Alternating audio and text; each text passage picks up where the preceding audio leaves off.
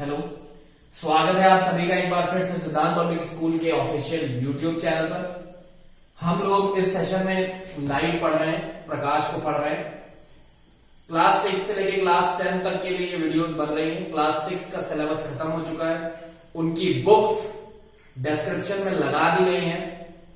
जो इसके पीछे वाली वीडियो बनी है पार्ट 2, उसके डिस्क्रिप्शन में भी लगी है और यहाँ के डिस्क्रिप्शन में भी लगी है, आपको इन्फो में भी मिल जाएंगी।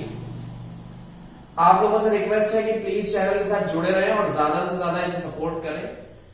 हम लोगों ने लाइव में बहुत कुछ पढ़ लिया है, आज हमें लेंसेज, आज हमें मिरर्स पढ़ने हैं। कल तक हमने वर्चुअल इमेजेस वगैरह को बहुत अच्छे से पढ़ लिया था, आज हमें मिरर्स के बारे में पढ़ना है। तो चलिए शुरू करते हैं आज की वीडियो। हमें पढ़ना है गोलीय दर्पणों को, स्फेरिकल मिरर्स को। तो मैंने आपको बताया था कि गोल फुटबॉल जैसा एक दर्पण हो, उसके अंदर पार्ट पर आप पॉलिश कर दें तो उसका जो ऊपर पार्ट होगा, ऊपर वाला जो पार्ट होगा वो एक मिरर की तरह बिहेव करेगा। अच्छा, मैंने कहा था कि उस बॉल को आपको कट करना है और कट करके सिर्फ जो बचा हुआ पार्ट है वो निकालना है। तो बचा इतना पार्ट, मैंने इसके बारे में बता दिया था। आप लोग वो वीडियोस अगर देख चुके होंगे तो आपको पता भी होगा कि अगर उभरे हुए भाग से, ऊपर उठे हुए भाग से अगर रिफ्लेक्शन होता है तो उसे उत्तल दर्पण कहते हैं, उसे कहते हैं कॉन्वेक्स मिरर, सॉरी। और अगर इसके अंदर वाले पार्ट से रिफ्लेक्शन होता है तो इसे कहते हैं अवतल दर्पण या कॉनकेव मिरर। ठीक है, ये चीजें आपको बताई जा चुकी हैं। ये कहां यूज होते हैं? तो सबसे अच्छा एग्जांपल होता है मोटर बाइक। बाइक आप सभी के पास होती है, मोटरसाइकिल आप सभी के पास होती है। इसकी हेडलाइट्स में और इसके पीछे वाले जो शीशे हैं उनमें ये दोनों मिरर्स का यूज होता है। देखो, मैंने आपको बताया था कि ये किरणों को फैला रहा है, मतलब चीजों को बड़ा दिखाएगा। तो आपने देखा होगा जब आप हेडलाइट चलाते हैं तो हेडलाइट फैल के सामने जाती है। तो जब वो ऐसे जा रही है तो जाहिर सी बात है उसमें जो मिरर लगा है वो कौन सा है? अच्छा, जो शीशा लगा होता है जिससे आप पीछे दिखते हैं उस पर लिखा भी होता है objects in the mirror are closer than they appear. यानी जो वस्तुएं इस शीशे में दिखाई दे रही हैं वो उससे पास हैं जितनी दिखाई दे रही है। तो वो चीजों को छोटा करके दिखाता है ताकि आपको दूर तक दिखे। तो वो कौन सा मिरर हो जाएगा? ये हो जाएगा। इसमें तो कोई जानने वाली, परेशान होने वाली बात है नहीं। इसके बाद आते हैं गोलीय दर्पण के कुछ मुख्य बिंदु। देखिए, आपको मैं एक चीज बता दूं कि ये हो सकता है कुछ लोगों को लगे कि इंपॉर्टेंट नहीं है, लेकिन ये कई बार 1 नंबर में, 2 नंबर में पूछा गया है। और मैं ये भी जानता हूं कि मैं आज इसे यहां पढ़ा दूंगा और अगर आपने आंखें और कान खोलकर इसे पढ़ लिया तो जीवन में आपको इन सब चीजों को दोबारा पढ़ने की जरूरत नहीं पड़ेगी। तो मेरे साथ बने रहिए, मैं इसको आज ही आपको याद भी करा दूंगा सारी चीजें। सबसे पहले होगा, सबसे पहले जो इसमें आता है वो आता है इसका ध्रुव। क्या? ध्रुव दिख रहा है? ध्रुव यानी इसको शुद्ध हिंदी में बोलते हैं पोल। इसको पी से लिखते हैं, पी फॉर पैरेट। ये क्या होता है मैं आपको ऐसे ही बता रहा हूं, आपको ऐसे ही याद करना है। ये होता है किसी दर्पण का मध्य बिंदु। जो इस दर्पण का सबसे मध्य बिंदु होगा वो होगा इसका ध्रुव। ठीक है, बात समझ में आ गई? सिर्फ इतनी सी बात होगी। दूसरे नंबर पे आता है प्रकाशिक अक्ष। हिंदी में से बोलते हैं ऑप्टिकल एक्सिस। ये क्या होती है? ये एक रेखा होती है जो दर्पण के ध्रुव से पास होती है। मैंने आपको पहले भी बताया और दिखाया भी, ऐसे करके एक लाइन हर दर्पण में बन रही थी। प्लेन मिरर में भी मैंने बना के दिखाई थी इसके पीछे वाले वीडियो में। तो ये जो रेखा होती है ये इसके ध्रुव से पास होती है, इसे कहते हैं ऑप्टिकल एक्सिस। ये भी पूछा जाता है 1 नंबर। इसके बाद 3rd नंबर पे आता है वक्रता केंद्र या हिंदी में सेंटर ऑफ कर्वेचर। ये क्या होता है? ये एक्चुअली में एक पॉइंट होता है इसी प्रकाशिक अक्ष पे। इसको सी से लिखते हैं, सेंटर ऑफ कर्वेचर सी से लिखते हैं। इसकी डेफिनेशन याद करना आसान है, मैं आपको बताता हूं, आप एक बार में सुनिए और समझने की कोशिश करिए। देखो, मैंने अभी जब आपको गोलीय दर्पण पढ़ाया तो वहां पे बताया कि इस दर्पण को एक गोले में से काटा जाता है, बताया ना मैंने। तो जिस गोले में से इस दर्पण को कट किया गया है उस गोले का जो केंद्र होता है, हर एक सर्कल में, हर एक स्फीयर में सेंटर होता है, ये तो आपको पता ही होगा ना। तो जो जिस गोले से ये कटे हैं भाई साहब, उस गोले का जो सेंटर होगा वो कहलाएगा सेंटर ऑफ कर्वेचर। यानी अगर मैं इस गोले को ऐसे पूरा करूं तो इसका जो सेंटर होगा वो होगा सेंटर ऑफ कर्वेचर। अब इसको साइंस की लैंग्वेज में आप अगर एग्जाम में आ गए तो कैसे लिखेंगे, तो आप लिखेंगे कि दिया हुआ दर्पण जिस गोलीय दर्पण का भाग है उस गोलीय दर्पण का केंद्र कहलाता है वक्रता केंद्र। आपको ये याद करना है तो वीडियो को बार बार आप देखेंगे जब तक आपको ये याद ना हो जाए। इसके बाद आती है वक्रता त्रिज्या, रेडियस ऑफ कर्वेचर। तो ये क्या होगी, जाहिर सी बात है कि आप वक्रता केंद्र से जो ध्रुव के बीच की दूरी होगी इसे ही कहेंगे रेडियस ऑफ कर्वेचर। यानी वक्रता केंद्र और ध्रुव के बीच की दूरी को कहते हैं वक्रता त्रिज्या। इसके बाद आते हैं दो पॉइंट्स, फोकस दूरी और फोकस बिंदु, focal length and focus point या सिर्फ फोकस। ये दोनों चीजें अलग होती हैं, टीचर्स इसे एक साथ पढ़ाते हैं, मैं भी इसे एक साथ ही पढ़ाता हूं, लेकिन यहां एक्सप्लेन करने का टाइम है तो मैं इसे एक्सप्लेन करूंगा दोनों को अलग कर। देखो, फोकस दूरी को जानना बिल्कुल मुश्किल नहीं है।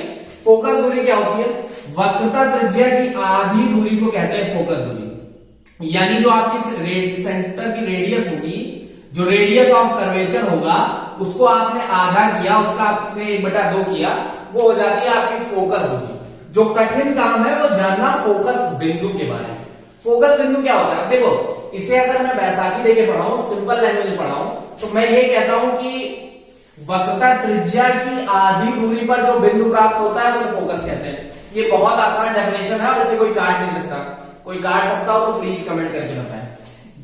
मैंने कहा वक्रता त्रिज्या की आधी दूरी पर जो बिंदु स्थित होता है उसे कहते हैं फोकस बिंदु। ये डेफिनेशन 100% वर्क करेगी, लेकिन ये साइंटिफिक डेफिनेशन नहीं है, ये आपको समझाने के लिए बोली जाने में अच्छी लगेगी। तो इसकी साइंटिफिक डेफिनेशन क्या होती है, आप किताबें खोलेंगे तो फोकस को बहुत बड़े में एक्सप्लेन किया गया होता है और एक्चुअली फोकस बड़े में एक्सप्लेन करी जाने वाली चीज है भी। तो फोकस को आप कैसे समझेंगे, तो मैं आपको बताता हूं कि फोकस पॉइंट जो होता है उसको आप समझेंगे कैसे कि वो क्या होता है और वो कैसे आता है। यहां नहीं होता है, इसके आने पर ही होगा, जाहिर सी बात है। तो कैसे आएगा मैं बताता हूं।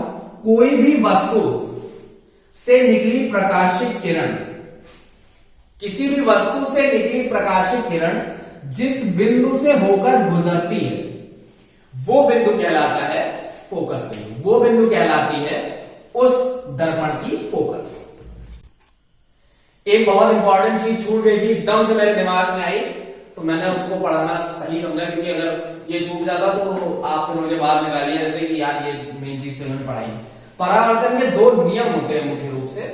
वो भूल मैं इसलिए गया क्योंकि पार्ट 1 और पार्ट 2 में मैंने बहुत बार समतल दर्पण बनाया, उस पर लाइनें खींच के आपको परावर्तन बताया, तो मुझे लगा कि मैंने वो पढ़ा दिया, बट इसको पढ़ाना जरूरी है।